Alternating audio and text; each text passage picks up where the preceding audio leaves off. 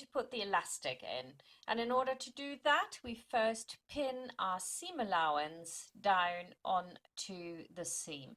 And if you wanted to turn in your seam allowance, you can do that as well. There is no problem doing that if you don't have a serger and it looks really messy like this, but this gives you the flatter result and it works really well. So I'm pinning it down all the way along.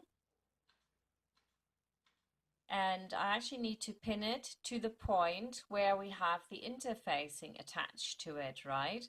So if you have a look in here now, you can see where the interfacing stops, and you want to go a centimeter further than that, mark it, and then you're going to put a mark there.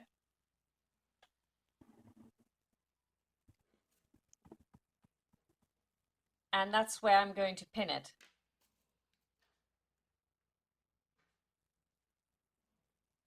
Right to that point. So I do the same on the other side. Look where my interfacing is, go a centimeter further over, mark it, and I put another pin right there.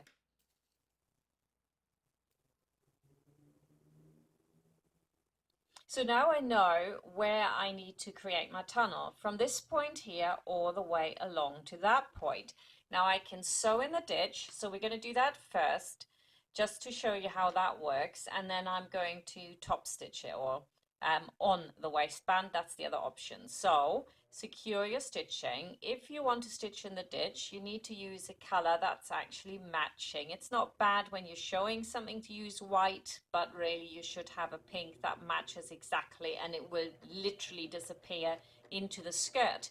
And then what I tend to do is I kind of force the fabric apart a bit so I can truly stitch in the ditch, and I sew along. But unless you do this really, really well and you don't end up stitching half on the waistband and then come back down, it can look quite messy.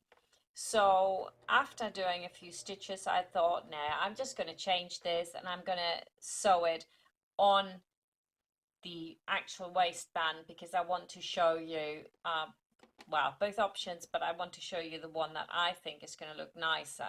So you have to be super tidy with that. Instead, we're going to stitch on the waistband for this example.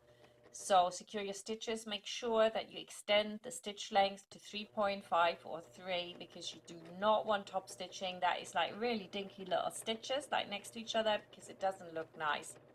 Find a fixed point on your presser foot. In my case with Pfaff, you have this really clear bit in the middle of your presser foot, and then you've got the little red dots on there, and they're really brilliant for lining up edges. They are the perfect sort of distance to the edge. And I'm going to sew all the way along.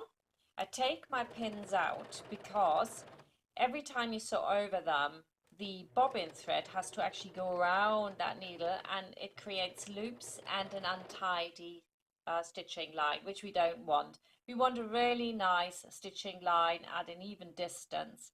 Now I can pull my elastic through. So I can see I have plenty of wiggle room in there, otherwise I would have cut it down a little bit more, because I do want at least 5 millimeters wiggle room there, so that it's a nice looking elastic and not something that looks kind of like it's forced in there. And I'm going to pull this through until we have a centimeter more elastic standing over that point where we started top stitching. So go all the way, don't let it slip in, of course, and when it is that centimeter standing only, then we want to go and get a pin and we want to pin it into place. So it's just a wee bit more there. There we go. Whoops, not too far. That's it. Perfect. So now I get that pin and I'm going to just, there you go. You can see the centimeter left standing. So I'm going to put a pin in there so it can't slip out. And then I'm going to go to the other side and pull that through. I'm making this for Slender Girl, little Magdalena, and because I am not sure yet if this is the right size for her in, you know, waistband width, what I'm going to do is measure this through real quick and see if I need to maybe pull my elastic a little bit more, or if it's fine the way it is. So close your skirt with a correct overlap of 2.5 centimeters. And then I'm just going to measure across here and see what that waist is. And in this case, I can see that this is just her waist. And really, when you have a bit of elastic, you want it to be like 2, if not 3 centimeters smaller than the actual waist. So in my case, I pull in the elastic a little bit more just to make sure. I measured it again and it's perfect now. It's just about 3 centimeters smaller than her waist. So that gives her, you know, a nice snug fit and it's still comfortable. So I now need to do my top stitching, and that will secure the elastic in and make the whole skirt look really cool.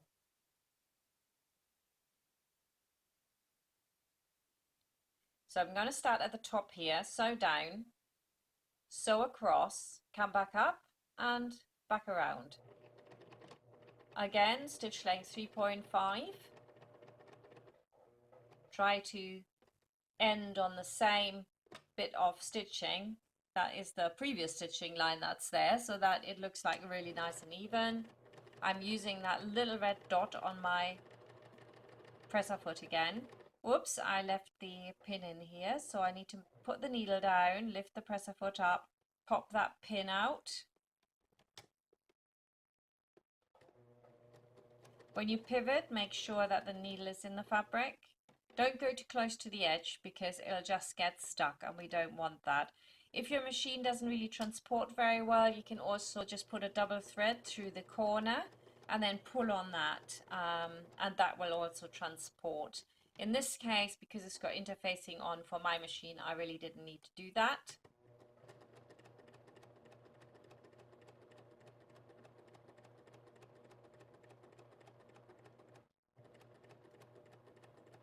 And then as I get to that same line again, I'm going to pivot down and secure my thread on that existing stitching line there. That looks nicer. Now do the other side as well, and we are ready to do the buttonholes. But that, my friends, is another chapter.